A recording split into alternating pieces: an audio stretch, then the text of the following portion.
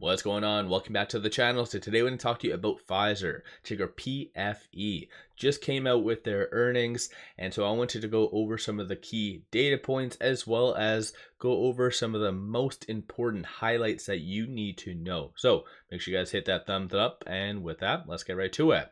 So it did close at 25.87, down 1.26% over the last 1 year, down 2.63%, 68.7 million for volume. So there's a lot of good information here, and this is the quant data as of right now. So valuation is A, growth D+, profitability A+, momentum C+, and then revisions B-. I like to go over this information not because Pfizer or a lot of the stocks I go over is a squeeze, but rather it's good to analyze. So for instance, you can kind of see that shorts were really increasing going into their earnings. Maybe they were very doubtful and felt that it was going to be a full-on miss. So they did recently increase from roughly 1.05% to 1.92, what it's currently sitting at. So still nothing significant, but today shorts did return 368,000 shares, 108.46 million shares overall are being shorted, and currently there is $2.85 billion worth of shorts. Again, this isn't a squeeze play, but it's good to kind of analyze this information. As far as options, you had 15 million in calls, 5.11 million in puts. Most of the consensus today was bearish, so 39% of all the options being done today weren't all that great. This big candle, so between 10:30 and 10:35, there was 3.2 million in options, and they were mostly around the calls, so somewhat neutral in nature. So based on the premium and the strike price, which was a $26 call, they are being deemed as somewhat neutral. As you can kind of see, so March 21st, 2025, 44 days, there was 1.21 million in premiums.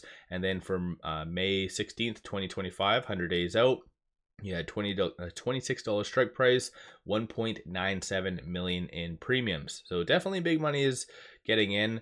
Based on this right here, you do see a consensus for it to be roughly around that $27 range. So a little bit of a recovery is anticipated based on the bulls.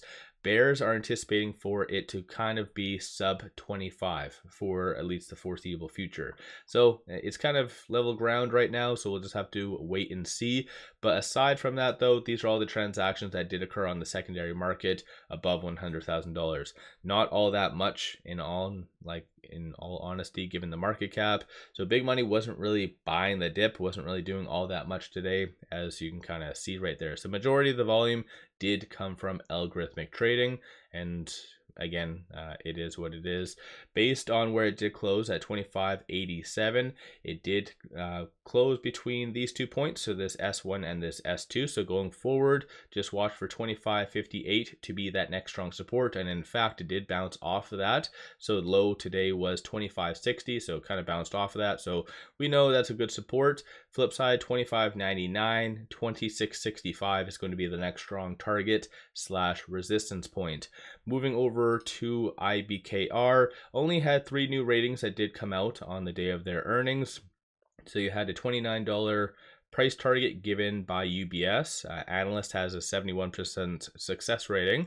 Then you also had 33, and that was done by Jefferies. Analyst has a 51% success rating. And then finally, $30 hold, JP Morgan, Chris, who has a 51% success rating. As a consensus, $30.53, representing a 18% upside, and that's based on all of the ratings here. So let me know your viewpoint on that. Aside from that though, moving over here though, you do have ultimately the technicals pointing for it to be kind of going lower. So this does have 27.59 as a key pivot. For as long as it is below that, then it is anticipated to get between that $24 range ish. So let me know your viewpoint on that. If you do want all that information to be completely free, pop over to 𝗖𝗢𝗡𝗘𝗧, link in the description below and also the comments. Sign up, get all the information. I really recommend a lot of people having that. But without further ado, I'm just going to play this 6-minute key highlights from the earnings that everyone needs to really know if you are an investor. So let me know your thoughts. Don't forget to hit that thumbs up, pop over to 𝗖𝗢𝗡𝗘𝗧 and sign up. Like I said, definitely very advantageous. And with all that, appreciate all of you watching. Pfizer outlines 2025 R&D milestones and oncology growth opportunities. Earnings call insights Pfizer, PFE, Q4 2024 management view. CEO 𝗪𝗓𝗡𝗡𝗘𝗖𝗧 highlighted Pfizer's strong execution in 2024, emphasizing the successful integration of Seagen, which has positioned Pfizer as a leading oncology company. He noted, "We met or exceeded our goals for 2024 while delivering on our financial commitments." Pfizer split its commercial operations into U.S. and international divisions, appointing new senior leadership and leveraging AI to improve marketing and sales. Bourla stated these changes have significantly increased commercial and medical effectiveness. CFO Dave Denton reinforced the company's strong financial performance, stating, "We are very pleased with the financial results for both the fourth quarter as well as the full year of 2024.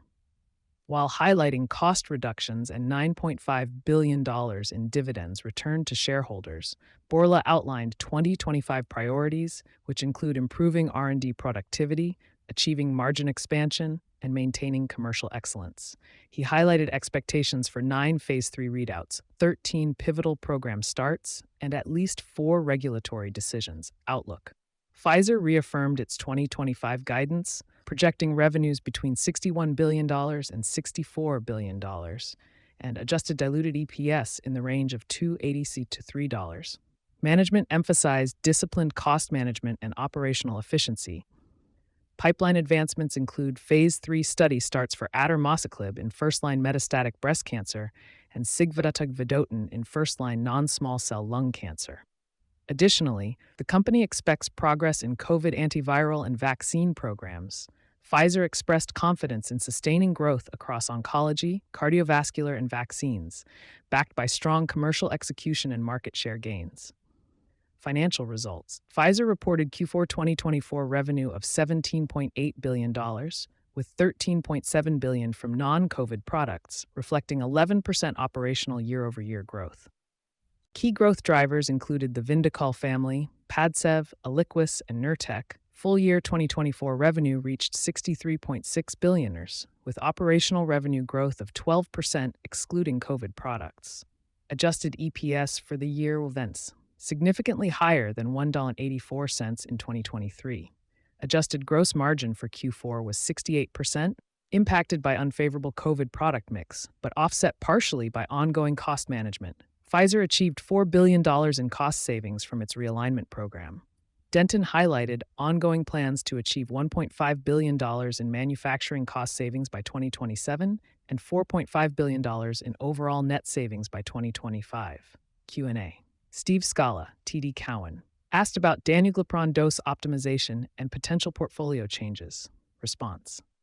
Data from ongoing studies will guide decisions, and Pfizer is focusing on high-value opportunities within its 4 R&D units. Jeff Meacham, Citibank inquired about COVID revenue stability.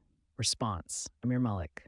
COVID revenues have stabilized, with Paxlovid utilization tracking disease burden. Pfizer emphasized resource allocation to sustain profitability. Chris Schott, JP Morgan, asked about business development capacity. Response. Pfizer has $10 billion to $15 billion capacity for business development in 2025, focusing on strategic opportunities. Sentiment analysis. Analysts maintained a slightly positive tone, acknowledging Pfizer's strong execution in oncology and R&D, while raising concerns about competitive pressures and IRA-related impacts. Concerns about new market entrants in key segments were notable. Management's tone during prepared remarks was confident, emphasizing achievements and pipeline momentum. However, the tone shifted to more defensive during Q&A, particularly when addressing questions about pipeline prioritization and capital allocation. Compared to Q3, there was a stronger focus on pipeline milestones and commercial execution in Q4, reflecting increased confidence in Pfizer's strategic direction. Quarter-over-quarter comparison.